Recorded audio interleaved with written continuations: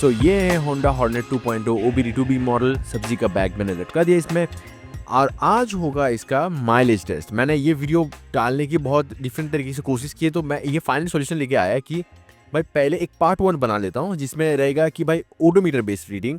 मतलब मैं about 28 kilometre ride करने वाला हूँ, वेरी रिलैक्स वे। मतलब मैं ज़्यादा भगाऊंगा नहीं, और मतलब इसको ज़्यादा खींचूंगा नहीं, पर हाँ एक रिलैक्स राइडिंग रहने वाला है। और क्योंकि हाईवे रहने वाला है, तो लाइक कि 60-75 ये स्पीड के अराउंड ही रहूँगा मैं ज़्यादातर, 30-20 के अराउंड नहीं। और हाँ, उसमें से एक दो जगह छोटे मोटे पैचेस हैं जहाँ पे खड्डे वड्डे हैं, तो वहाँ पे स्लो डाउन करना पड़ेगा, और दैट्स इट। तो ये वाले राइड में मोस्टली सोचो हाईवे राइडिंग है, और ये ओडोमीटर बेस्ड राइडिंग रहने वाला है, मतलब रीडिंग रहने वाला है in terms of mileage.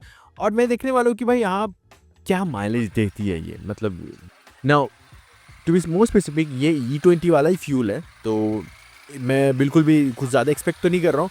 But हाँ, इसमें से भी अच्छा खासा माइलेज निकाल सकते हो अगर आप रिलैक्स राइडिंग करते हो on Honda hornet 2.0 OBD2B model. ये स्पॉइलर अलर्ट था, बट डिसअपॉइंट की कोई बात नहीं है, क्योंकि मैं एक्चुअली जो पार्ट 2 वीडियो है वो एक्चुअली मैं बहुत सोच समझ के बनाने की कोशिश कर रहा हूँ। पार्ट 2 वीडियो जो रहने वाला है वो होगा based on tank to tank mileage. मैं एकदम ब्रिम तक ही भर्ती करूँगा इसको एक बार, मतलब फ्यूल से।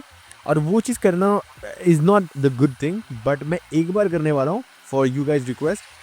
और मैं उसको अराउंड द सेम यही हाईवे पे चलाऊँगा, और मैं देखूँगा कितना माइलेज आया है, क्योंकि मैं उसको दूसरी बार फिलअप करवाऊँगा फ्यूल से, और वहीं तक करवाऊँगा, मैं कैलकुलेट कर लूँगा। तो वो दूसरी बार रहने वाला है। और तीसरी बार मैं एक्चुअली करने वाला हूँ इन सिटी ट्रैफिक, कि सिटी में कैसा माइलेज देता है, क्योंकि मुझे पता है बहुत गंदा माइलेज देता है सिटी में। गंदा मतलब हॉर्नेट के हिसाब से, क्योंकि हॉर्नेट एक ज़माने में अच्छे खासी माइलेज देती थी, तो अब नहीं देती है वो, बिकॉज ऑफ गन्ने का जूस। बट क्या है ना, फिर भी मैं एक टेस्ट करने वाला हूँ। और मैं एक्चुअली सोच रहा हूँ कि मैं नेक्स्ट फ्यूल जो भरवाऊँ वो मैं ना जियो BP पेट्रोल पंप से भरवाऊँ, क्योंकि क्या है ना, ये वाला जो है ये E20 वाला ही है, तो वहाँ पे मैं सुना कि भाई E5 या E10 जैसा फ्यूल आता है, तो शायद बेटर माइलेज मिल जाए। तो मैं ट्राई करूँगा, और वो भी मैं आपको क्लैरिफाई कर दूँगा। बट ये वाला E20 वाला ही है। क्योंकि as far as riding is concern, मैं सच्ची बताऊँ, बहुत सारे लोग बहुत कुछ बोलते हैं इसके बारे में, but I think the ride quality is so damn good.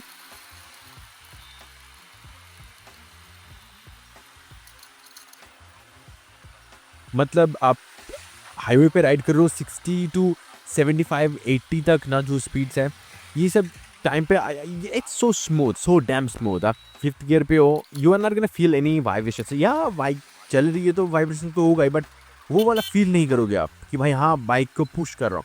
Bye the way, bike का जो पावर बैंड है वो है 6500 RPM के बाद, मतलब जहाँ पे आपको पूरा का पूरा पावर मिलने वाला है। ऐसे तो पावर बैंड मोड से ही नहीं रहेगा, मतलब जो पीक पावर है वो वहीं से मिलता है।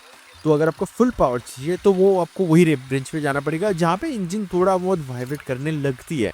अबाउट 7000 RPM पे हिट करोगे, 8,500 RPM तक ही मैक्स है, तो वहाँ पे हिट करोगे तो आपको तो वाइब्रेशन मिलने वाला है। बट ऐसा नहीं कि अनकंफर्टेबल है, तो वो तो नहीं कहूँगा। और मैं तो एक्चुअली बहुत सारे ओनर से बात कर चुका जो यूनिकॉर्न ओन करते हैं, वो लोग भी यार अपग्रेड करना चाहते थे या तो हॉर्नेट पे, क्योंकि हॉर्नेट स्पोर्टी है तो बहुत सारे लोग नहीं प्रेफर करते हैं। बहुत सारे लोग करते हैं CB200X को, पर वो भी हिसाब से वही हॉर्नेट ही है, सिर्फ थोड़ा सा ऊंचा है, थोड़ा सा डिफरेंस ADB काइंड ऑफ है, ADB भी नहीं है।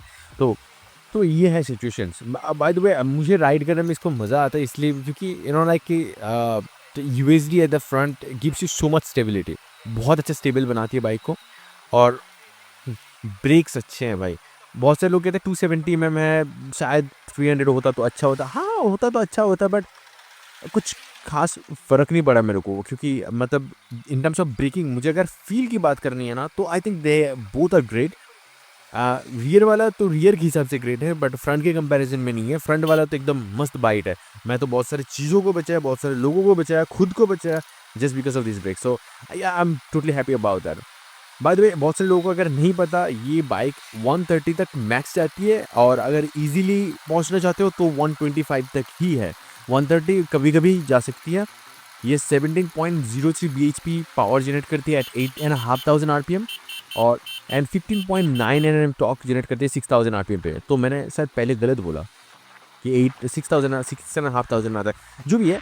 तो मतलब 6,500 से आपको फील होता है कि बाइक खींचती बहुत है। आप मतलब मैं जब बाइक चलाऊंगा इसमें, तो ये वाले वीडियो में तो ज़्यादा खींचूंगा नहीं बाइक को, बट कभी कभार मैं एक्चुअली जब कोई ट्रक को क्रॉस करना होता है तब ज़्यादा ही खींचता हूँ, बट वरना इतना ज़्यादा खींचने का मन नहीं करता।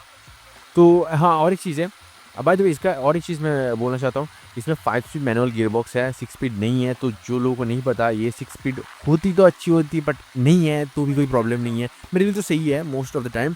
अगर हाईवे राइड ज़्यादा करते हो तो I don't think this is the bike, क्योंकि ये seating posture even though upright है compare to any other sporty bikes like Apaches और N160s, but I still think कि भाई मतलब उतना ज़्यादा वो क्या बोलते हैं क्रूजर टाइप बाइक नहीं है ये, क्योंकि है तो नेकेड स्ट्रीट फाइटर ना, तो इतना ज़्यादा अपराइट भी नहीं है। थोड़ा बहुत आपको झुकने का खुद को मन करेगा, ऐसा है। मतलब ये नहीं बोल रही है, आपको मन करेगा। बाय द वे इसमें असिस्टेंट स्लीपर क्लच भी है, और ये टोटल बाइक जो है ना, इसमें सिर्फ 2 वैल्व्स हैं और ये एयर कूल्ड है। मतलब very simple engine, very easy to maintain, and मतलब मेंटेनेंस कॉस्ट तो ज़्यादा आपको है ही नहीं। कोई होंडा सर्विस सेंटर आपको अगर 5W30 डालेंगे तो 500 रुपये कॉस्ट आएगा, और अगर कोई 10W30 डालेंगे तो 700-800 के अराउंड कॉस्ट आएगा। बस इतना है इंजन ऑयल के बारे में बोल रहा हूँ। बाकी की जितने भी पार्ट्स हैं वो बहुत चीप है, मोस्टली तो आपको मेंटेन करने नहीं है, तो चेन ल्यूबिंग कर लो and that's probably it. Chain cleaning, chain lubing वो बहुत इंपॉर्टेंट है, और बाकी बाइक क्लीन रखो, सूखा रखो, इतना ही, और क्या है।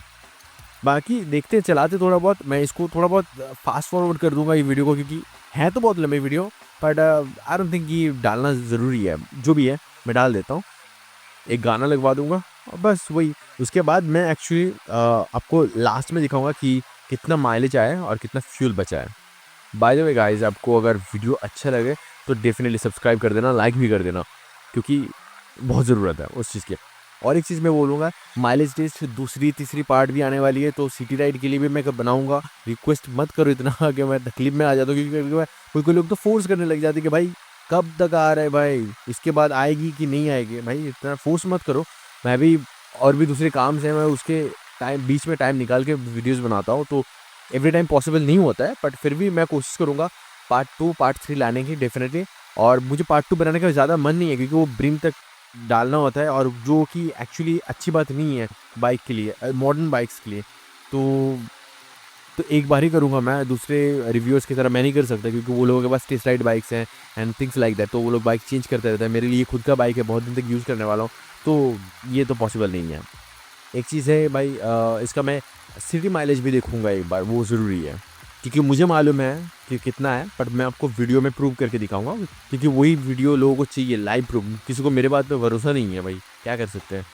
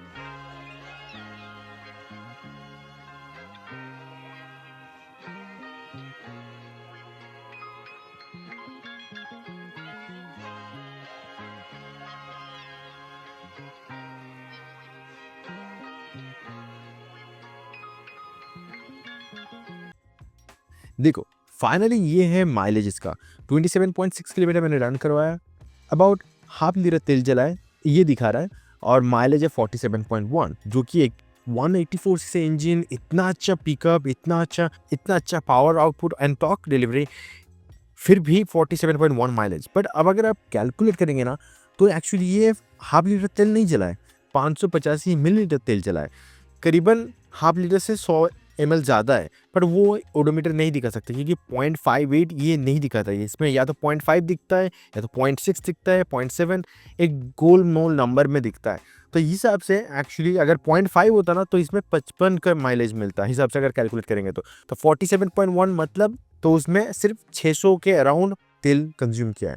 अगर मैं आपको और भी एग्जांपल्स दूं, क्योंकि आप दूध मांगोगे तो हम खीर देंगे, तो ये हिसाब से मेरे पास और भी एक फुटेज है जहाँ पे मैंने अबाउट 12 किलोमीटर्स रन किए थे, 12.7 किलोमीटर्स, जहाँ पे मुझे 42.1 का माइलेज मिला था। मतलब हिसाब से उसने 300 पेट्रोल जलाया था, वहाँ पे मैंने भगाया था, खड्डे थे बहुत। पर दूसरा एक वीडियो मैं दिखाता हूँ आपको प्रूफ, जहाँ पे मैंने एक्चुअली 17.4 किलोमीटर्स चलाया था, बट उसमें ना मुझे 50.6 का माइलेज दिया था।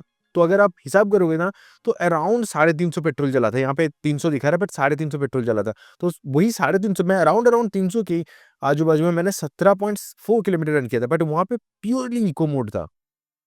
मतलब ना तो मैंने बाइक को भगाया था और ना कुछ, प्योरली ऑन इको मोड। एक ही पैच था जहाँ पे मैंने 90 तक खींचा था, उसके बाद मैंने बाइक को फिर 40-45 यहीं तक, तो उसमें मुझे 50 मिला था। तो हॉर्नेट के हिसाब से अगर आप निकाल सकते हो तो आपको 50 प्लस माइलेज मिलेगा। अगर आप निकाल नहीं पाते हो, ऑन हाईवेज में बात कर रहा हूँ, तो 42 तक भी मिल सकता है। बट सिटी माइलेज की बात करोगे तो वो पार्ट 3 वीडियो में आएगा या तो पार्ट 2 वीडियो में आएगा, क्योंकि एक वीडियो तो मैं सिर्फ purely tank to tank mileage के ऊपर बेस करके बनाऊंगा, जो कि मिक्स्ड माइलेज के हिसाब से बनाऊंगा, तो आपको मिक्स रिजल्ट ही मिलेगा। बट क्योंकि वो भी मैं इको मोड भी राइड करने वाला हूँ, तो अब देखते हो। तो डेफिनेटली सब्सक्राइब कर देना इस चैनल को देखने के लिए वो वीडियो। अभी के लिए तो इतना तक है।